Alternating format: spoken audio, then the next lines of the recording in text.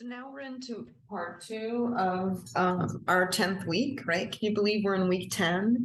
And we're going to talk a little bit more about relationship versus causation, right? This is the big theme of this week, causality versus correlation or association versus causation or causality. Well, relationship is association is a recap. One factor does not cause another. There could actually be a third or fourth variable that's impacting them both. So we need to look at causation. Remember, the experiments is the golden standard of internal validity or predicting the timing of the independent, dependent, and control variables, right? So a lot of times we're just anxious to say, like, if A happened before B, therefore A caused B. But we have to rule out that there's other things going on in that relationship. And here's a kind of silly example, but we want to know what causes the sun to come up. So every morning the rooster crows, every morning the sun comes up. Therefore, the rooster crowing makes the sun come up. They're associated, but they're not causing one another. That poor rooster is not causing the sun and the moon to change in orbit. Consequential example, right? Someone looks at you in an inappropriate way. Your animal, your cow dies. Therefore, you know, she is a witch and she beguiled my cow and caused the cow to die, right? That you can see that the crow and the sun are one thing, but if we make inappropriate causal relationships, we can really have some bad research and data. Another way is that if two things are increasing at the same time, therefore they must be related or one must cause another, right? And we find when there are more storks, there are more higher birth rates. So therefore storks must cause higher birth rates? No, right? Things can change together but not be related. So what we're seeing here is correlation. A and B change at the same time. It could be A caused B, it could be B caused A, or this is the spurious, extraneous, control or confounding relationship where there's some third variable that's causing both, and that we need to make sure we account for all the variables that are kind of playing on the field. Or it could be that that correlation is just a coincidence, right? So sometimes what we predict and A causes B, excuse me, it may not. So we have statistical tests that do this, and these are based on level of measurement. Chi-square, regression, we're going to go through a whole bunch. So you can do univariate analyses, which are one way of looking at data. So you can look at frequency distributions, mean, median, mode, dispersion, right, variation, standard deviation. You can look at bivariate analyses. They're just two variables, right? So is there a relationship between respect in the workplace and lower burnout, right? Relationship of those. So there's two variables. If we're looking at many variables or multivariate, we could look at the relationship for respect and burnout in the workplace, but also include things like gender, years of employment. We can include things like race, ethnicity, you know, you name it, educational level. We can kick in a lot of other variables. So if we have all those variables that appear, we're doing some multivariate analysis. And I'm sure, you know, all of us don't get through our day without getting asked to rate things, right? Give me 5 stars, right? From the Uber driver to your, you know, your visit with your healthcare provider to your experience at a restaurant, you're always being surveyed. So here's some survey language that's more formal, right? A survey is an instrument that collects data by in the form of questions. It can be paper or electronic, so Qualtrics or an app or a website or a pen and paper. Survey and questionnaire are the same. Participants or respondents are the people who complete it. And we say that people are self-reporting because we're not observing their behavior, right? These are the many, many ways you can do surveys, right? You can take a QR code and you can scan and take a survey. You can do a survey by mail, text, phone, and then you can have the respondent do them themselves. That's the best. You can have a researcher administer a survey where they ask questions, or you can get a proxy. But I will tell you, it's always best to get the individual. When I worked in a hip fracture survey in a medical center, they wanted me to ask for proxies. So the home health care provider or the certified nursing assistant to rate the pain of the patient. Right now, what's wrong with that, right? How can you assess somebody else's level of pain? You can ask them on a scale of 1 to 5, a Likert scale, ordinal scale, please rate your pain, but how can I rate your pain for you, right? So some things you don't want somebody else, you want the person experiencing the condition to rate it.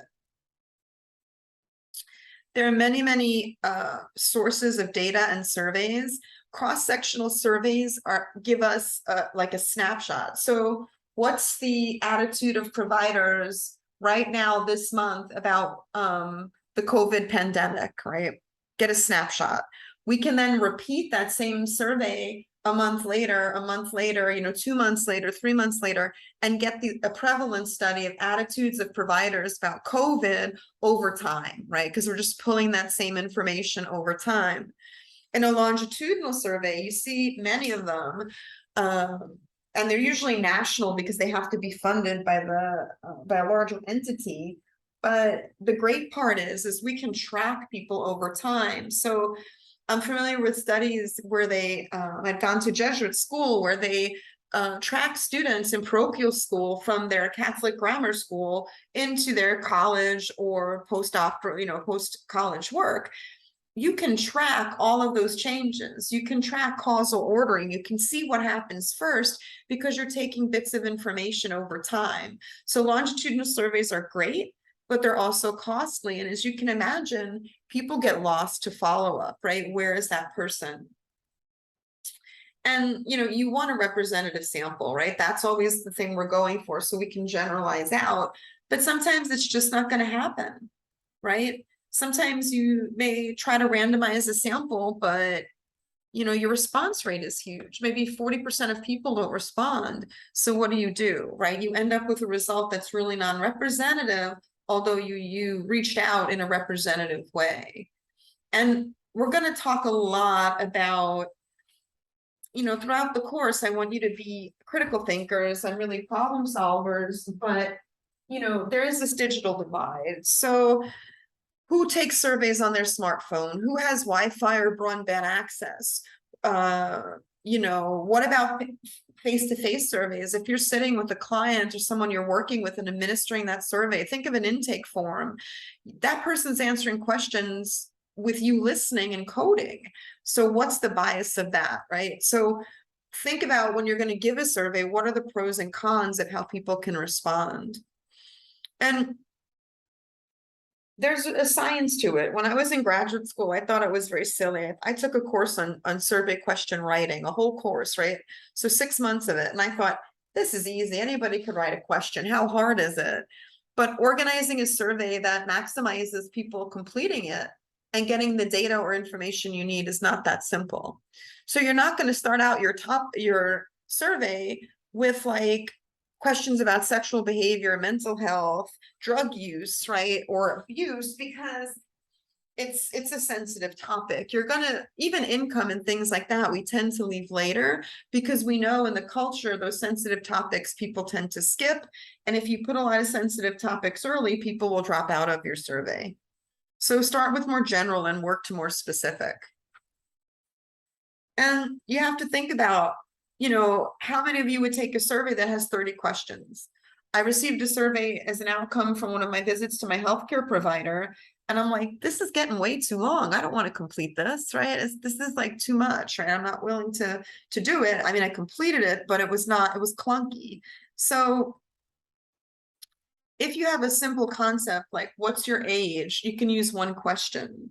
But if you have a complex concept, like attitudes toward care, satisfaction with life, overall well-being, you're going to have more than one question. So you have to balance out in your survey how many one question questions, your one concept questions you're asking, and how many depression scales are you putting in, or how many quality of life assessments are you kicking in that survey, and is it doable? And you can also observe, so if you're giving a survey and it's in person, you can watch the person, or and gain some information that way. You can do a survey and do a follow-up and ask questions to get more clarification. So you can really design a survey in a way that gets you the information you need and meets the needs of the participants. And there are many types of questions. I know you've taken them, but I want to give you some examples of what they're really called. So a closed-ended question is a question that has a fixed choice. So a multiple choice question, a yes, no, a question that has a prefixed and pre-arranged set of answers is pretty easy to code and put in software. But open-ended are unstructured. So, what are the greatest challenges as a spouse of someone who suffered a stroke? All right, so that is going to take a lot more work, and that's going to take a lot more energy to code and to understand. But the good part is that will really give you a lot of detail about what that experience was like, as compared to saying, are you a spouse of someone who's experienced a stroke? Yes, no. And then asking more closed-ended questions. This will give you rich data. So you have to be really mindful when you create a survey that the survey itself doesn't introduce any bias into the answers, and that people are answering the questions you're asking and not not getting stuck on the way the question is worded. So let's look. You can have a loaded question, right, where you're accusatory or using inflammatory or trigger words, right? So a loaded question might be, how does it feel to have severe dementia? Right? I don't know anybody who would respond positively to that. It's a very strong way of asking the question. So better wording would be, can you give me some examples of how your memory may have impacted your life? Right? So you're leaving it more open, and you're not using that diagnosis as a label, right?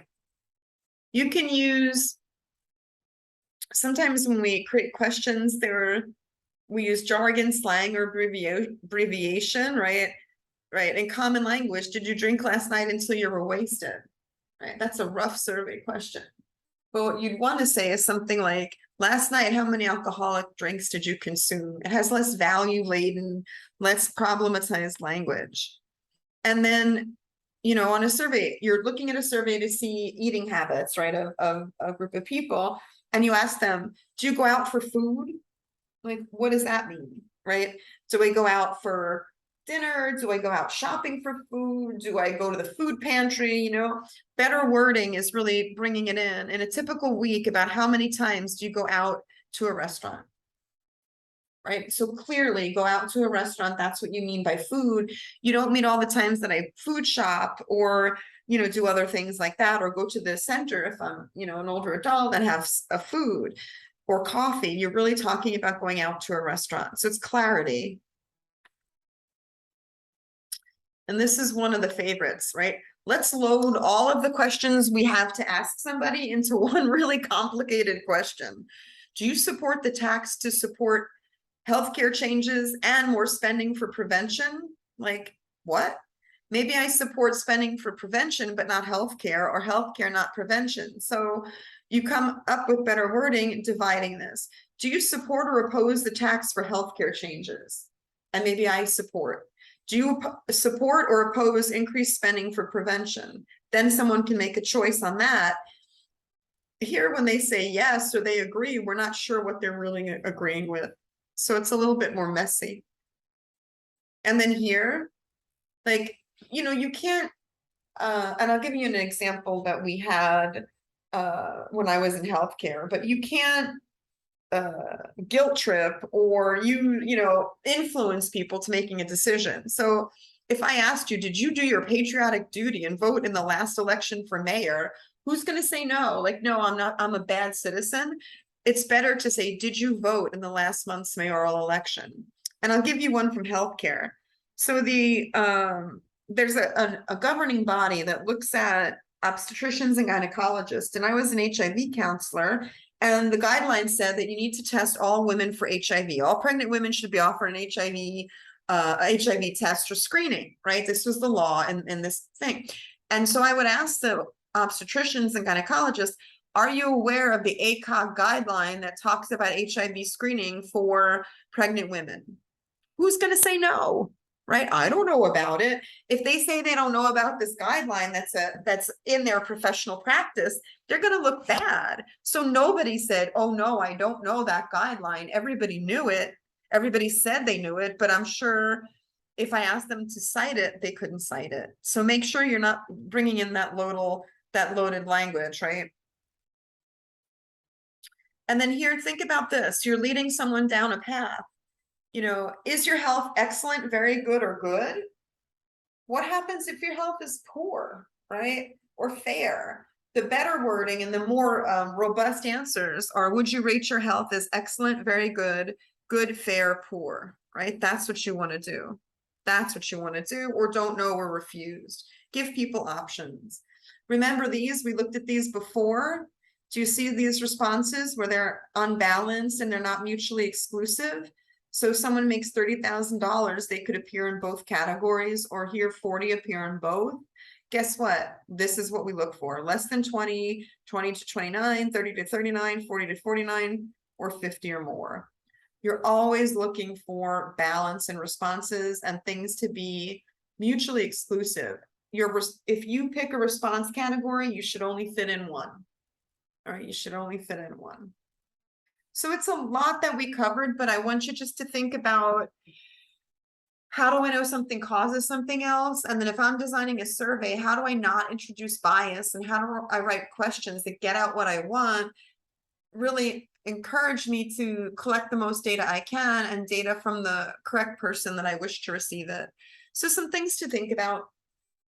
And we'll talk about this more, but maybe be cognizant when you see surveys that you're reading or you're taking, and look at how the questions are worded and see if you see any of these errors in your day-to-day experience.